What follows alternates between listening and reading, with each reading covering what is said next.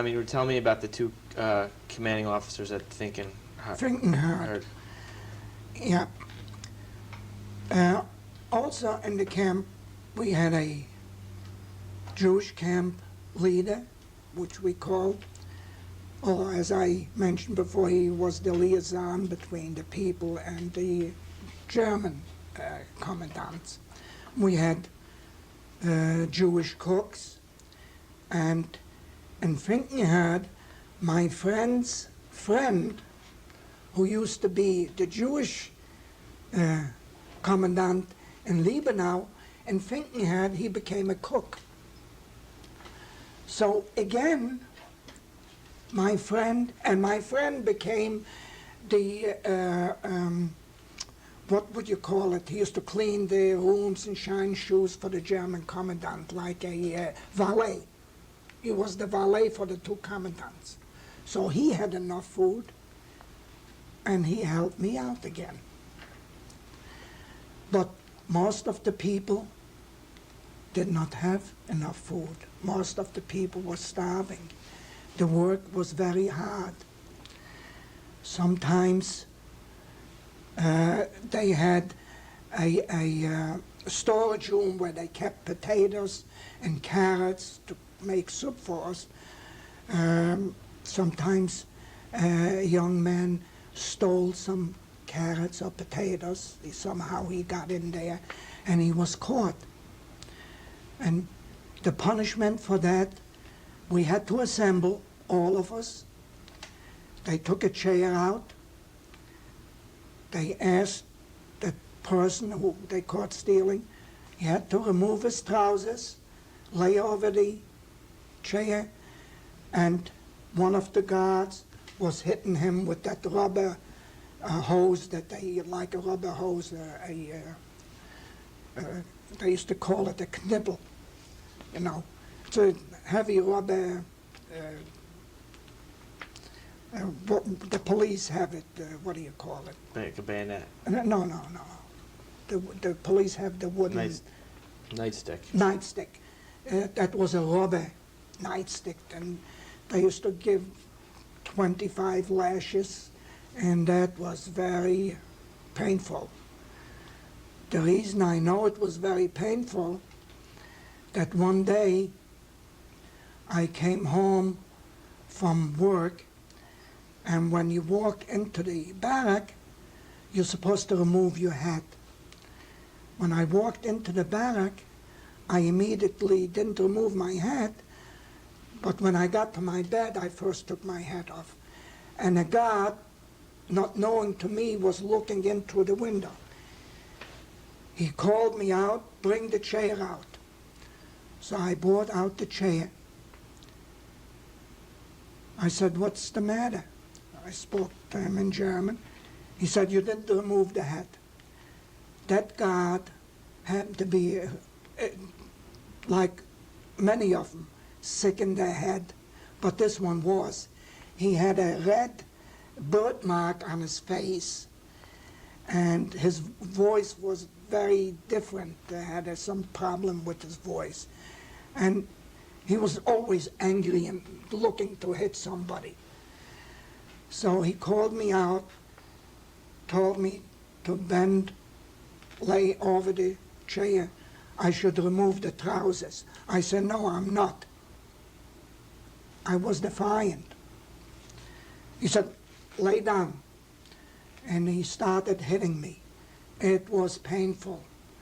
After 12 lashes, I jumped up, I pointed my finger, and I surprised myself and pointed my finger at him. I said, I called him something, God in German, Meister or Chief or something. That's enough for what I done. And he looked at me and he said, get lost. Now, he knew me. He knew I was friendly with the valet. He knew I was friendly with the cook. Whether that was the reason, he could have shot me there, but he didn't do it. Evidently, he was a coward. like most of them were, hitting people that can't protect themselves. So that's how I know how painful it was. Well, things got worse, the food got worse than thinking had. The commandants gave us very little food, and the beatings for anything that we did, they picked out people and laid them over a chair and hit them with the rubber hose, the rubber nightstick. And we had to stay there and watch. The Jewish, we also had a, not a hospital, but a nurse for the sick people. The nurse was a male nurse. Every month, a doctor came to examine the sick people. That doctor was a Jew, a German Jew. So he came once a month. So the Jewish commandant and that nurse and the cook wrote a letter in German, gave it to that doctor to mail it to the German High Command who was in charge of the camps, and to tell them that these two camp leaders are stealing the food from us. So it was quite a thing to do. A 2 weeks or so passed by that one evening we came home from work. They assembled us in the center of the camp. It was the summer, and the two commandants walked around with a letter in their hands. Here's a letter that somebody wrote from this camp and complained about us. Who did it? Nobody knew. Only those 3 people, and I knew about it because the cook, that friend of mine who became my friend, told me about it. But he said to me, don't tell Lutka, the valet. Just in case, don't tell him, because he's too close with the 2 commandants, although he was our friend. So 4 people in the camp knew. So when they asked us, nobody answered, of course. He said, you get back in the barracks, give you 15 minutes, and think it over, and you, whoever knows, has to tell us. So 15 minutes later, they called us out again. So we stood there. Whoever reports to us who wrote that letter will get extra cigarettes, extra rations. Of course, nobody answered. And they walked past everyone and looked everybody in the face. My heart was pounding when they came to me because I knew. So nobody answered. He said, okay, you don't want to tell, we're going to punish you. There were 16 rooms in the barracks. There were 4 rooms in each barrack, 20 some odd people in each room. So he said, when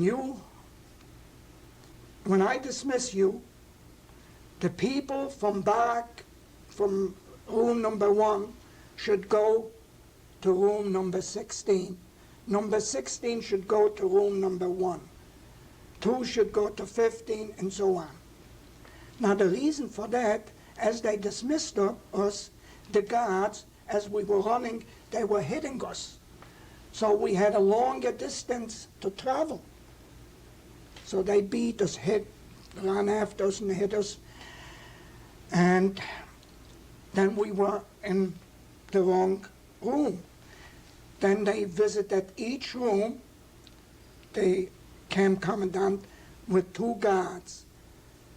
They stood on each side of the door. They come in, and we had to yell attention. The Stubenälteste had to yell attention.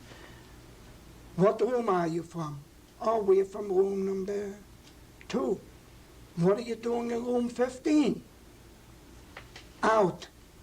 As we were running out, get back to your room. The 2 guards at the door were hitting the people as they ran out. The guards in the yard were hitting us. As we came into the room, they were hitting us.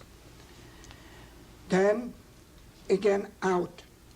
We had to run around in the courtyard till it got dark, till 10 o'clock or so, and they kept hitting us.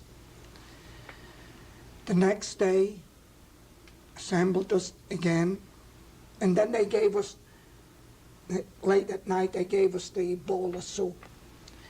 Then the next day after work, same thing, assembling, running around. So I knew already. I had a pair of sandals. I put on shorts, no shirt. It was the summer. I was young.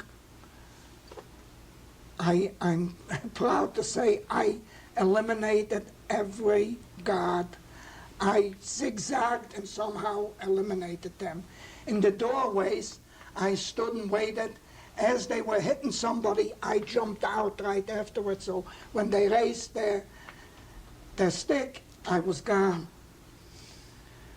But it was tough for the older people. They were older people than me. And also, most of them didn't have the food that I had. And it was very hard. They were running and keeping. They were beating us for hours. That went on for days. Next door, there was a French prisoner of war camp. We worked with prisoners, the French prisoners of war in that factory. So we used to tell them what was going on. So that one night they told their camp commandant, you better go over there and tell the commandant to stop it, or else we're going to break out and go over there and stop it. And then the companies at work, we didn't perform as good, because we were tired, beaten up. And the companies from work intervened, and they stopped those exercises, and the food got a little better. But by that time, from 400 people, 200 people had died from starvation, from beatings. One beating is etched in my mind, and for some reason I can't get rid of it. That one man, I can see him as he was standing right in this room. I see his face. He was a man in his late 40s, early 50s, dark complexion, a stocky man. He walked walked slow, very quiet person. I don't remember the reason that he was punished, and they had us assemble that one afternoon. They asked that man to remove his trousers, lay over the chair. Not one guard, but 3 guards, one on each side and one in the back of him, were hitting him with those rubber nightsticks, like you see at a what do you call, a locksmith. Have you ever seen in a locksmith how they hammered, 2 people hammered the iron? That's how they were hitting that man. 1, 2, 3, but hard. 50 each one. That's 150 lashes. That man, his body was unrecognizable, was bloody, a bloody mess. After that, they made him stand up on a chair. He should stand up with his hands up. He could not. He was falling down. And for some reason, I get very emotional when I think of that man. It just bothers me. I now feel the pain. Like I feel the pain of the father that had to watch. Also in Finkenherd, there was a father and son. Watch his child being hit. He couldn't do nothing. Now as a father and grandfather, I feel the pain now. At that time, I did not. I was young. That was the life. We got accustomed to it. But it stayed in my mind. It left a big impression. And whenever I think of that or talk about that, it just hurts me. I feel the pain of the fathers that watch their children being beaten. And that man was he was a very quiet person, nice person. 2 days later, he died. The man from the... That man that got that beating. Do you remember his name? No, I do not. I do not. I was with so many people. I do not remember his name. I see his face. I'm looking at you. I see his face. I see his clothing. I remember his jacket. I can see him. I can hear him speak for some reason. I don't know. I connect him maybe with my father. I don't know. Why do you say that? I don't know. I'm just thinking back. Suppose, my father had to go through that,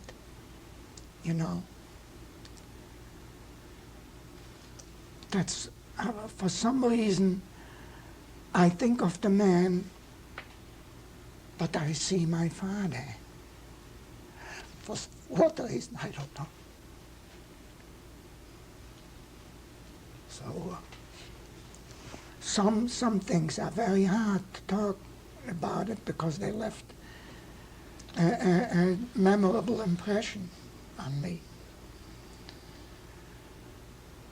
Well, Finkenherd, as I said, about 200 people died there from starvation and from the beatings from those two camp commandants.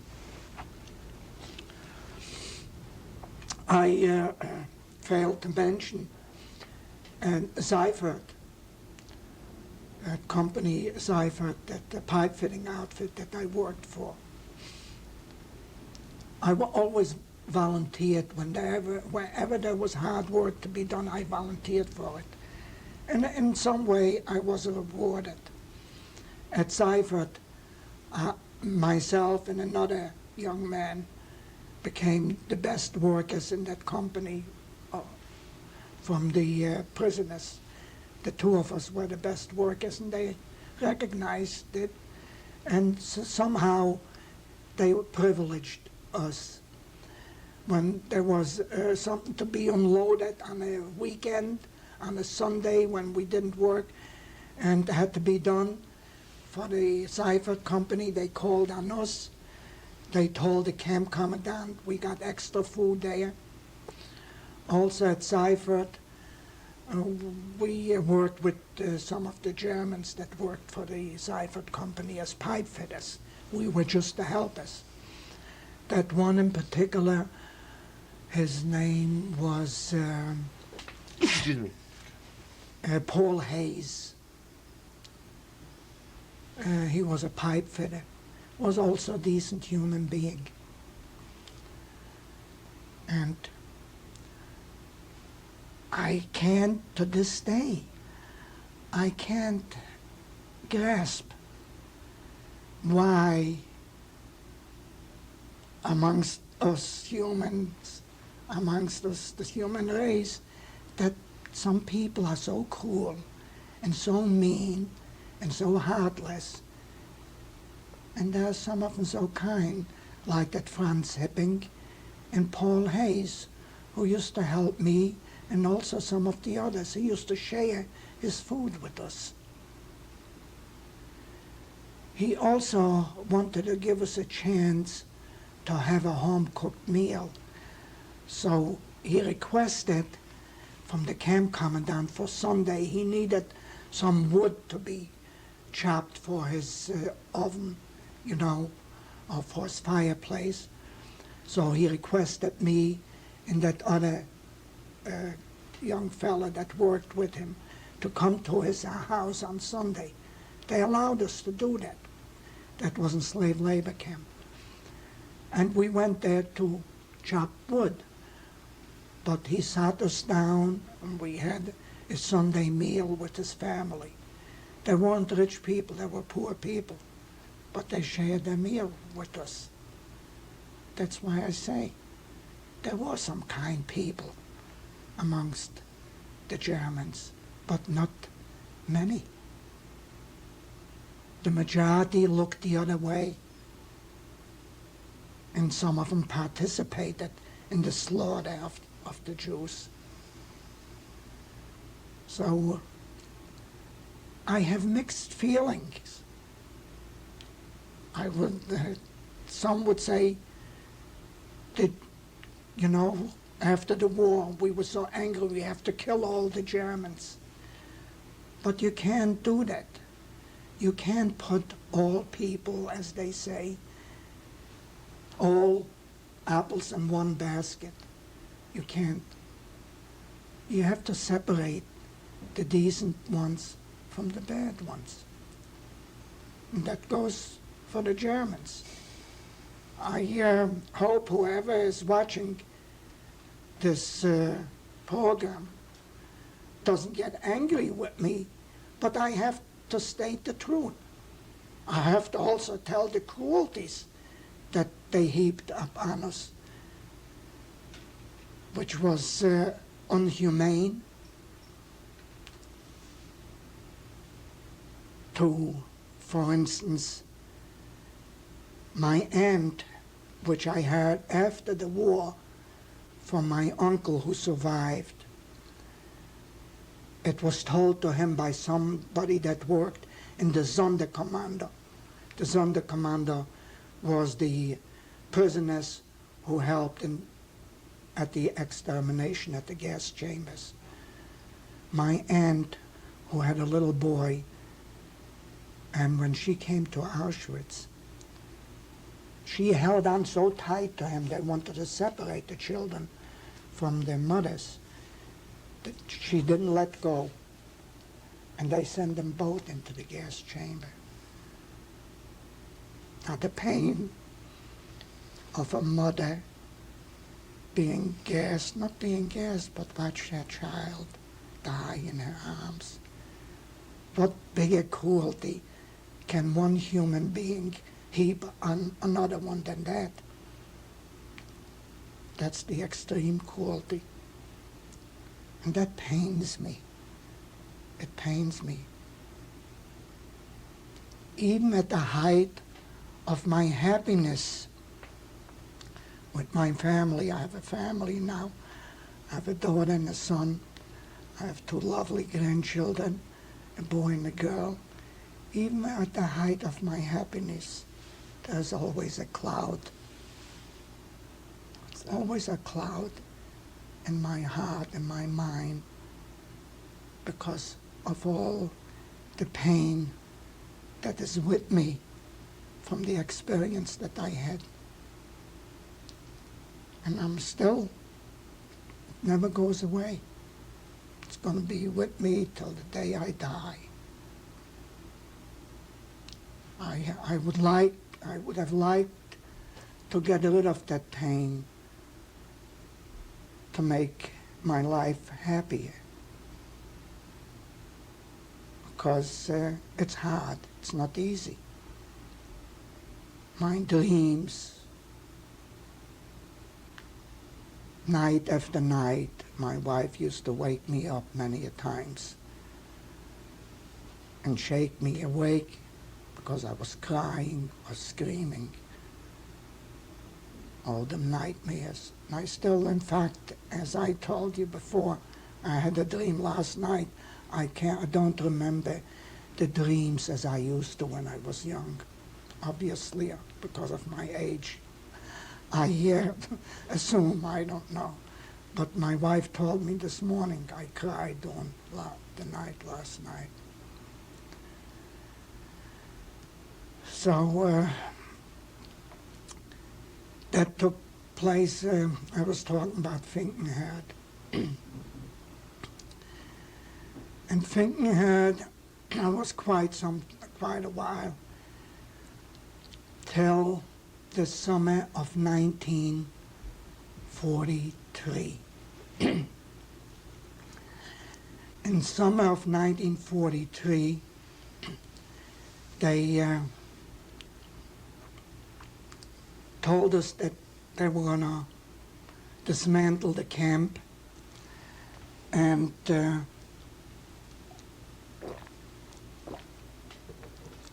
send us someplace else.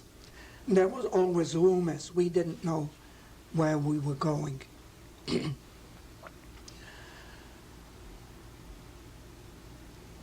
They put us on closed freight trains. Our camp and some other camps were also loaded on that transport. I don't recall how many days we were there. There was no food, no water, no sanitary facilities. I remember when we came to some of the stations, and it was during the war, of course, there were a lot of military transport moving back and forth on the railways.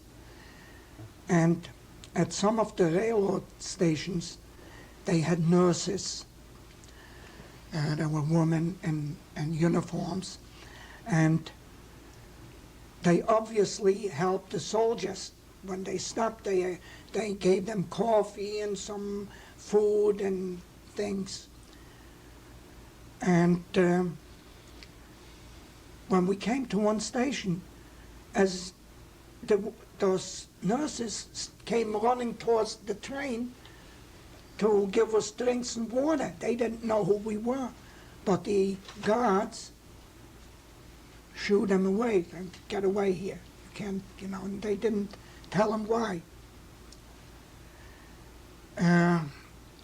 As I said, it was very hard.